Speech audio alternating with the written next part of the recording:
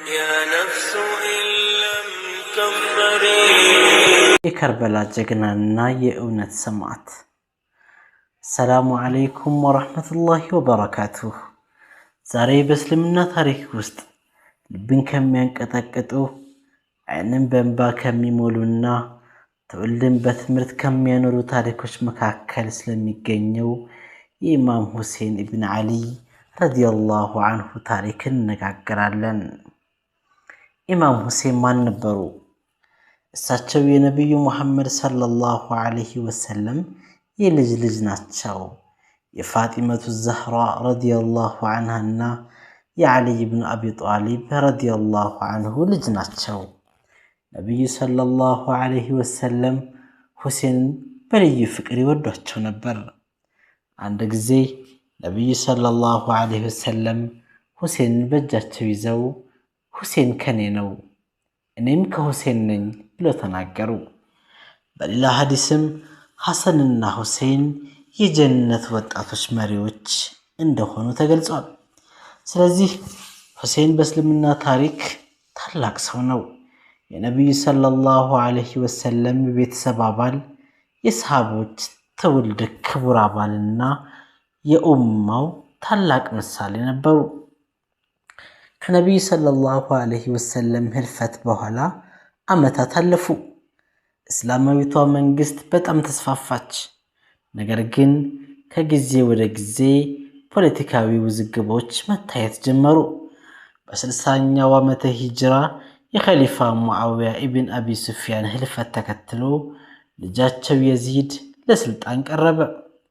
ብዙ ሰዎች ለየዚድ ታማኝነትን ሰጡ።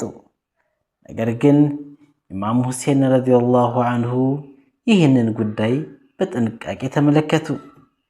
የእሳቸው ዋና ግብ ስልጣን ማግኘት አልነበረም። የእሳቸው ዋና ግብ ፍትህ፣ እውነትና የኡማው ደህንነት ነበር። በዚያን ጊዜ ከኢራቅ ከተማ ኩፋ የመጡ ብዙ ደብዳቤዎች ሁሴን ጋር ደረሱ።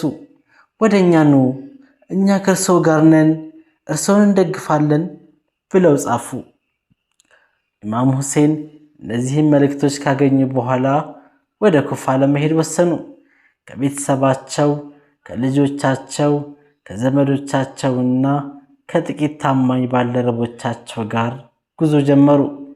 ነገር ግን ከኩፋ ሰዎች የገቡትን ቃል አልፈጸሙም። ሁኔታው ተቀየረ፣ ድጋፉ ተበተነ። እናም የኢማም ሁሴን ቡድን በከርበላ በሚባል ስፍራ ተከበበ። የከርበላ በረሃ ሙቀት፣ አሸዋ እና ጥም፣ የፈራጅ ወንዝ በአቅራቢያ ቢኖርም ለኢማም ሁሴንና ለቤተሰቦቻቸው ውሃ ተከለከሉ። ቀናት አለፉ፣ ውሃው አለቀ። ሕፃናት ማልቀስ ጀመሩ። ውሃ ውሃ የሚል ድምፅ በድንኳኖቹ ውስጥ ይሰማ ነበር። እናቶች ልጆቻቸውን ያቅፉ ነበር። አይኖቻቸው በእንባ ተሞልተው ነበር።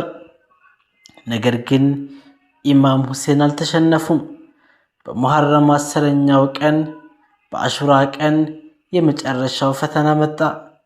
የኢማም ሁሴን ባልደረቦች አንድ ባንድ ወደ ጦር ሜዳ ወጡ። አንድ ባንድ ሰማዕት ሆኑ። ወንድማቸው አባስ ወደቁ። ዘመዶቻቸው ወደቁ። ጓደኞቻቸው ወደቁ። በየጊዜው የሚታየው ፊት እየጠፋ ሄደ። እያንዳንዱ ሰማዕት ሲሆን የኢማም ሁሴን ረዲየላሁ ዐንሁ ልብ ይደማ ነበር። በመጨረሻም ኢማም ሁሴን ብቻቸውን ቀሩ። የነቢዩ ሰለላሁ ዐለይሂ ወሰለም የልጅ ልጅ፣ የፋጢመቱ ዘህራ ልጅ፣ የዓልይ ልጅ በጦር ሜዳ ብቻቸውን ቆሙ። ነገር ግን ፍርሃት አልታየባቸውም። ለእውነት የቆመ ሰው ብዙ ተከታይ ቢያጣም እምነቱን አያጣም። ሁሴን ይህንን በተግባር አሳዩ። ከዚያም ሰማዕት ሆኑ።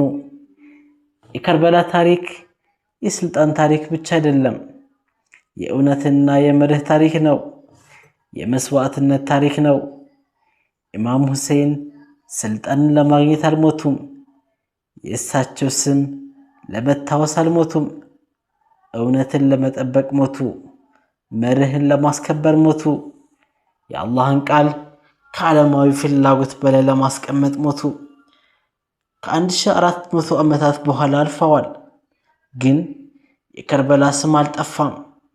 የኢማም ሁሴን መልእክት አልጠፋም። ሰዎች ዛሬም ያስታውሷቸዋል። ምክንያቱም ሰዎች ስለሞቱበት ሳይሆን ስለኖሩበት መርህ ይዘክሯቸዋል። የኢማም ሁሴን ታሪክ እኛን አንድ ታላቅ ትምህርት ያስተምረናል። እውነት ካንተ ጋር ከሆነች ብቻህን ብትቀር አትፍራ። ሰዎች ቢተውህም መርህን አትተው። ዓለም በሙሉ ቢቃወምህም እውነትን አጥብቀህ ያዝ።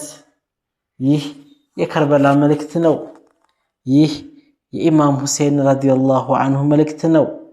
አላህ በኢማም ሁሴን በቤተሰቦቻቸውና በሁሉም ሰማዕታት ላይ ይዘንላቸው። አሚን። ወሰላሙ ዐለይኩም ወረሕመቱላሂ ወበረካቱሁ።